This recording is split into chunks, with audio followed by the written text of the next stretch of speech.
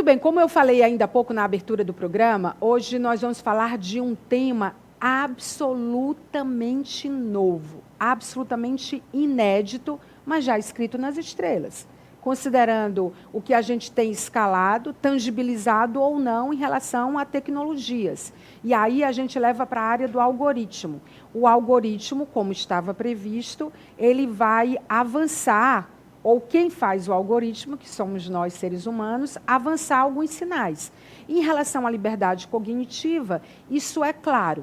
O algoritmo tem entregue para a gente o que a gente não está pedindo, sugestionado, oferecido, vendido, influenciado dentro das plataformas digitais, aquilo que não nos interessa, mas interessa ele como business, como negócio que a gente veja.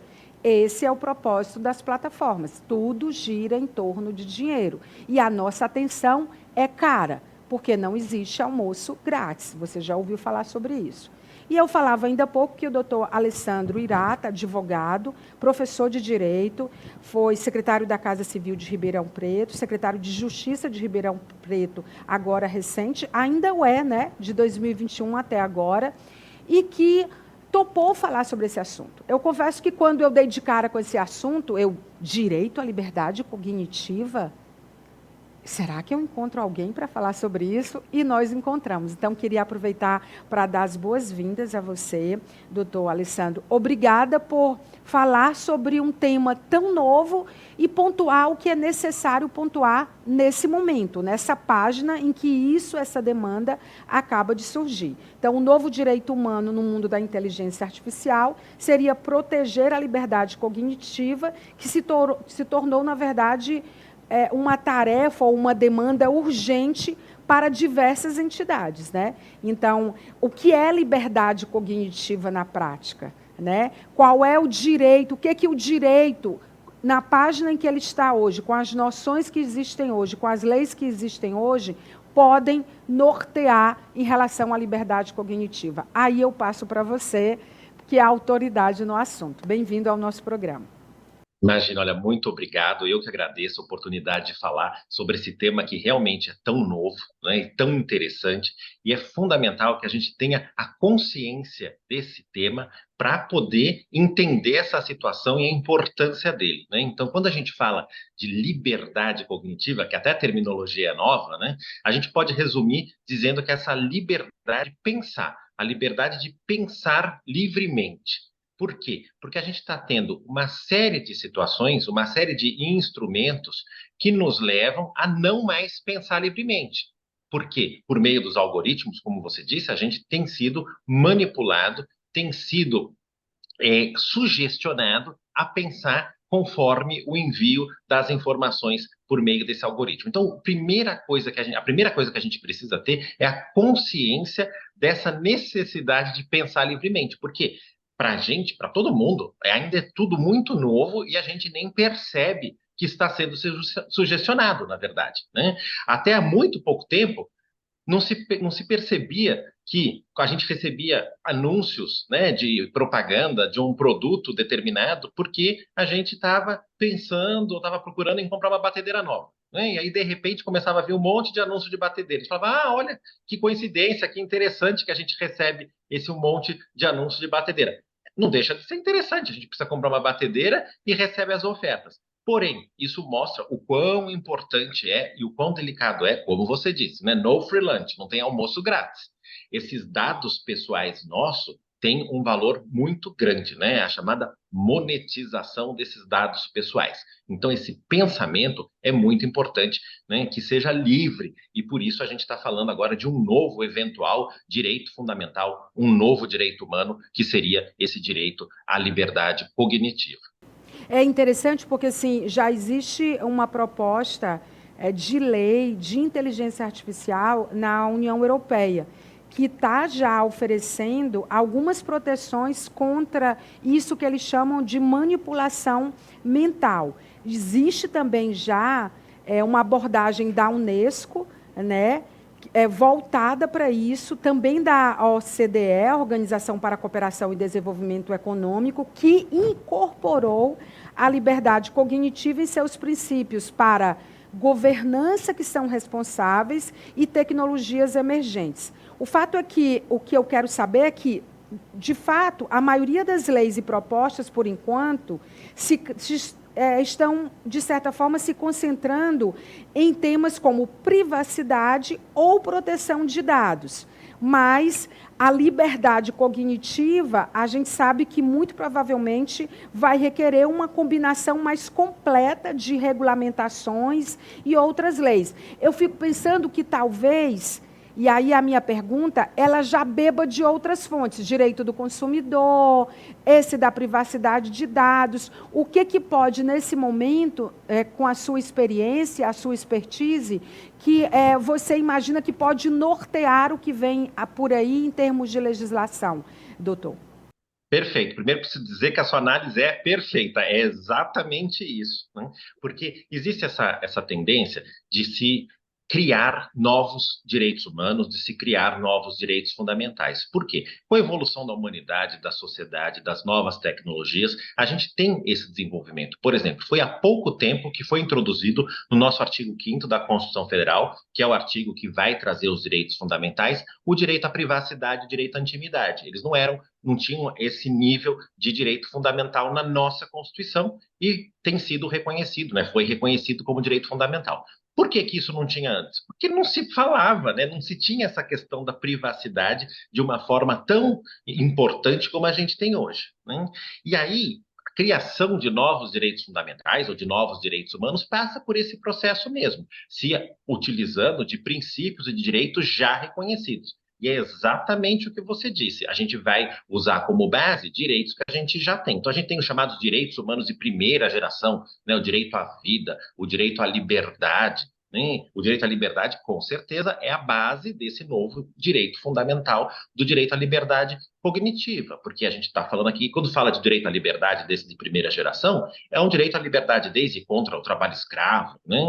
Da liberdade do corpo, mas a gente pode englobar a liberdade do pensamento também, né? Então, todas essas novas legislações vão usar como base exatamente isso. A gente tem legislações, a proteção de dados pessoais também é um direito que foi incluído na Constituição, né, há pouco tempo, porque também não se falava de dados pessoais, isso não era uma questão importante até que a gente tivesse o advento de todas essas tecnologias, especialmente das redes sociais e do desenvolvimento da internet. Então, é exatamente isso que está acontecendo, né? Esse processo evolutivo, a gente já tem na Europa essa lei que vai a inteligência artificial. No Brasil existem já estudos para isso, nas universidades tem se pensado nisso, mesmo aqui na Universidade de São Paulo foi criado um grupo, né, para se estudar esses efeitos da inteligência artificial, porque esse é um processo natural mesmo, né, de que surgindo essa questão, a gente passa a isso. Então, realmente, as legislações mais atuais que a gente tem no país são as leis de proteção aos dados pessoais, né, a famosa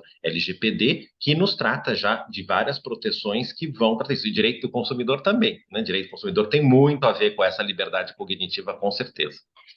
Engraçado que quando eu ouvi esse termo liberdade cognitiva, a primeira conexão que eu fiz, doutor Alessandro, foi talvez com a neurologia, a psicologia, tudo de humanas, né? Assim, eu não cheguei no direito, que é humanas também, mas assim, depois eu pesquisando, eu vi que foi exatamente um teórico jurídico, um advogado americano chamado Richard Glenn-Bohr, que cunhou esse termo, que criou esse termo, né?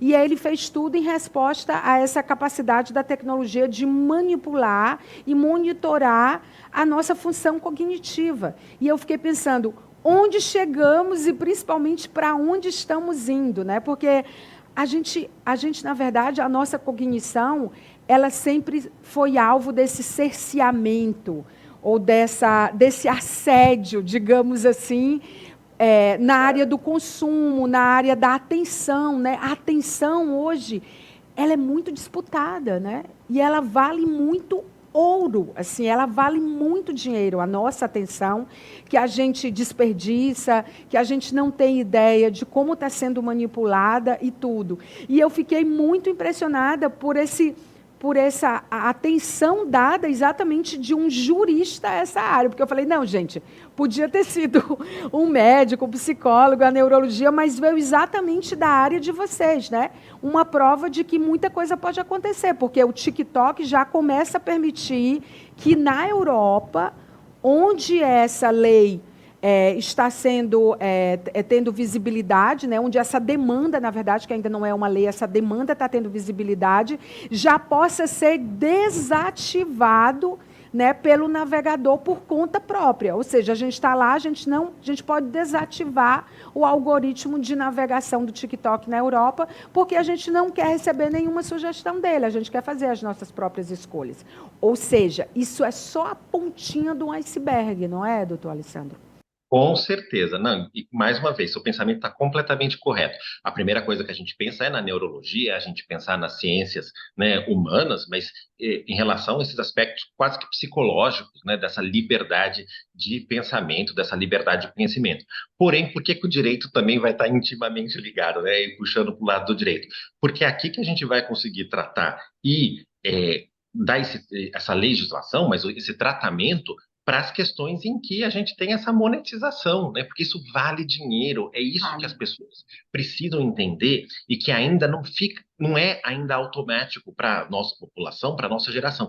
Porque muitas vezes parece assim, uma curiosidade, ou pode ser, me chateia que aparecem esses anúncios, ou, não, olha, estou recebendo esses, porque obviamente eles vão mandar, o algoritmo vai mandar perfis, vai mandar anúncios que são de nosso interesse, porque ele aprende com o nosso comportamento, né? Então tem tudo a ver com a psicologia, tem tudo a ver com a questão, né, das ciências humanas, mas esse comportamento vale dinheiro, essa é a grande questão, e aí é por isso que o direito vai atuar de forma muito forte, porque esse vai ter que trazer alguma proteção para as pessoas. E isso acontece de uma forma muito gradativa.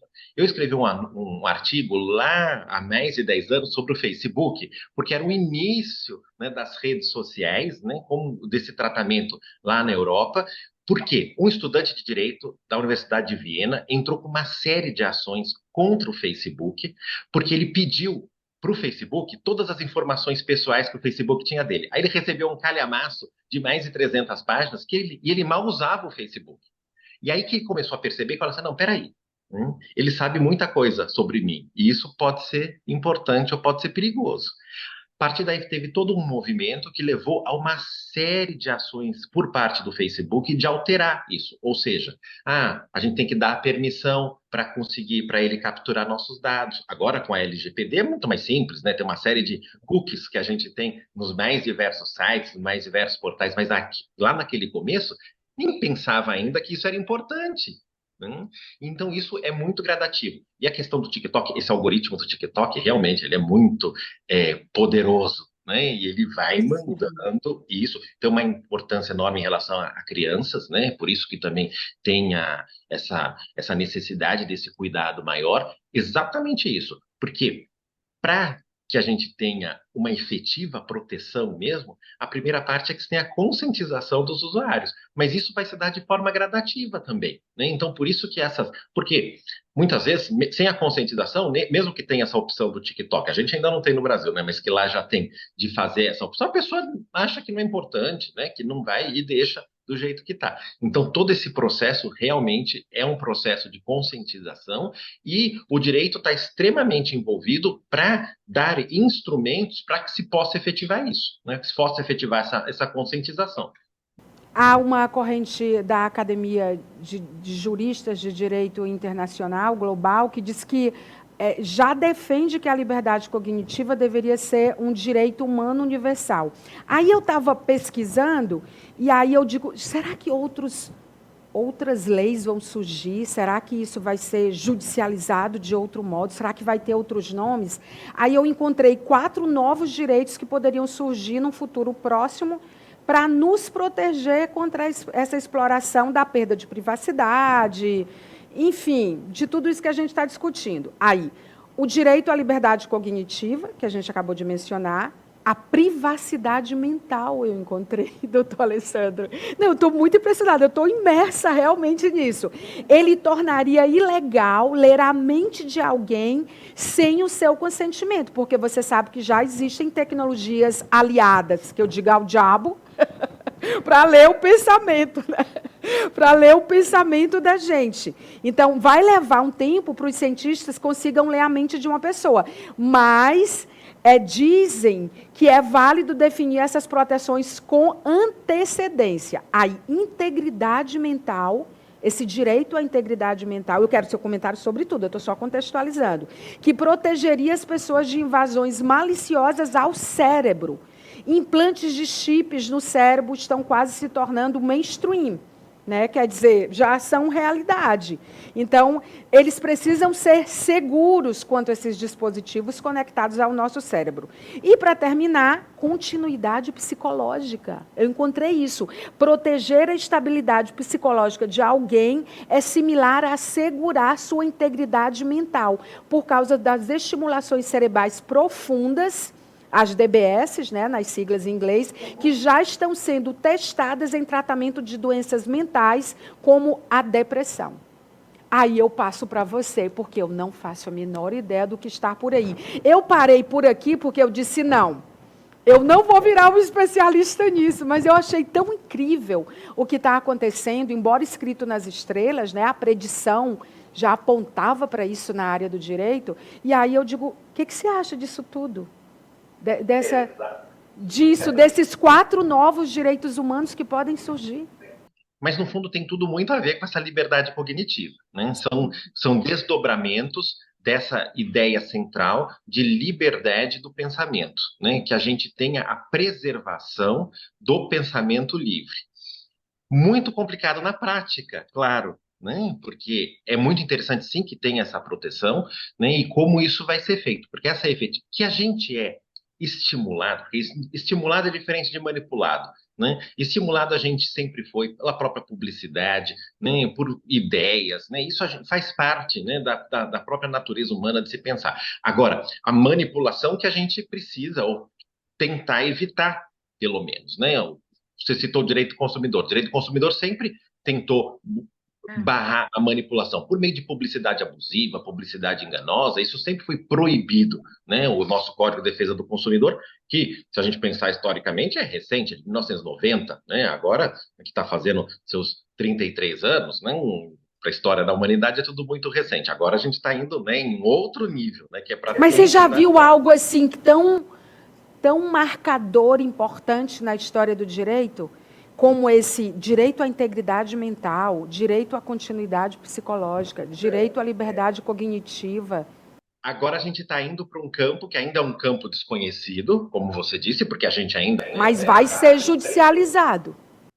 Ou pode ser judicializado, com certeza pode ser judicializado. Eu acho que pode até vir antes da judicialização essa prevenção, né? Por meio de uma lei que proteja, né, ou que regule a inteligência artificial, como se fazendo na Europa, porque essa judicialização também é complicada no sentido de que de se aferir algum tipo de dano, de se aferir esse comportamento que se levou a algum prejuízo, porque a gente vai precisar, né, de elementos aqui para evitar, né? O melhor seria que a gente tivesse já amarras para que se previna dessa eventual manipulação, né, e desses algoritmos que sejam. Porque o que acontece? É muito difícil, né, que a gente tenha essa consciência. Se a pessoa fala assim, não, eu quero receber esses perfis. Eu quero ser cobaia. Porque assim, as plataformas, na verdade, como o TikTok, eles mantêm esses algoritmos, no caso da liberdade cognitiva, em segredo. Isso é novo para eles. Então, assim, eles dizem que é por segurança, mas, na verdade, é por causa de uma tecnologia chamada tecnologia proprietária, que eles não querem abrir, eles não operam em open source, em código aberto, porque eles demandaram tempo, recurso para desenvolver aquilo ali, para chegar até a nossa mente, né? Então, aquilo demandou recursos, né? Então, eu não acredito muito na humanidade de que a gente vai conseguir uma prevenção, porque eu acho que tem seres humanos e seres humanos, como tem tudo. E é sempre uma corrida, né? O direito, eu sempre falo que o direito vai correndo atrás das questões e dos problemas que surgem, né? As É muito demandas. difícil a gente prever o problema, criar uma legislação e ter um sistema punitivo que seja eficaz antes das coisas acontecerem, né? Então, a gente sempre vai correndo atrás. Então, o que acontece? Tudo bem, a gente cria a legislação e obriga que seja aberto, que a pessoa tenha a opção de não receber as publicidades ou receber perfis, receber coisas que venham do algoritmo. Tá. Aí, com certeza, né, a tecnologia, eles vão trabalhando para que isso também tenham outros instrumentos para isso, né? E que tem uma camada também da humanidade que não tem essa consciência, né? E o que vai dar Que é muito poder às grande. tecnologias é a nossa falta de consciência. E que não está nem Exato. aí. Bota os chips, leva os dados, pode ler meu pensamento. Vai ter gente que vai amar isso. Assim caminha a humanidade. Acho que é o tema da nossa entrevista, Com né? certeza. É Com certeza. verdade. Aí tem autonomia intelectual, educação e conscientização, sociedade livre e democrática, ética, responsabilidade, é tanta coisa, é tanta coisa. Isso Eu não sei se eu tudo queria ser advogada não, viu, doutor Alessandro? é um mercado de trabalho bastante grande. É verdade. Olha, muito obrigada pela entrevista. Foi importante a sua presença, porque a sua presença, a sua percepção, a sua experiência faz com que a gente paute esse assunto, né? Então, assim, pautar esse assunto é super importante para os despertos ficarem de antenas ligadas, né? Isso, muito obrigada. Imagina, eu que agradeço. Muito obrigado mesmo. Obrigada. Tá, então, a gente entrevistou, né, ouviu sobre esse tema tão importante, esse advogado maravilhoso, o doutor Alessandro Irata, tá? Advogado de São Paulo, que trouxe para a gente luz sobre esse tema que vai acontecer ainda muita coisa. E olha, depois dessa ótima entrevista, né, sobre liberdade cognitiva, onde chegamos, eu queria falar com vocês sobre o Vilar Hospital de Olhos, que há mais de 40 anos tem como propósito cuidar das pessoas, da gente, dos nossos sentidos, né? E eles fazem isso de uma forma genial, assim, muito qualificada, tanto que são certificados com excelência pela ONA, que é a Organização Nacional de Acreditação. Eles também têm um corpo clínico altamente especializado, não era para ser menos que isso, né? Equipamentos de última geração, né? Tecnologias aliadas ao serviço que eles prestam, à área que eles se dedicam, tudo para cuidar da nossa visão com qualidade e segurança. Então, a cirurgia de correção de grau a laser, por exemplo, nela você terá mais facilidade ao praticar esportes, trabalhar, curtir o melhor da vida, longe dos óculos, mas é um dos muitos, dezenas de exemplos do que o Vilar Hospital de Olhos pode fazer para você. Então, marque já a sua consulta pelo WhatsApp 86-2107-9900. 86-2107-9900, Vilar, excelência em oftalmologia. Eu vou para o intervalo comercial e no próximo bloco tem mais falando nisso. Não saia daí, até já.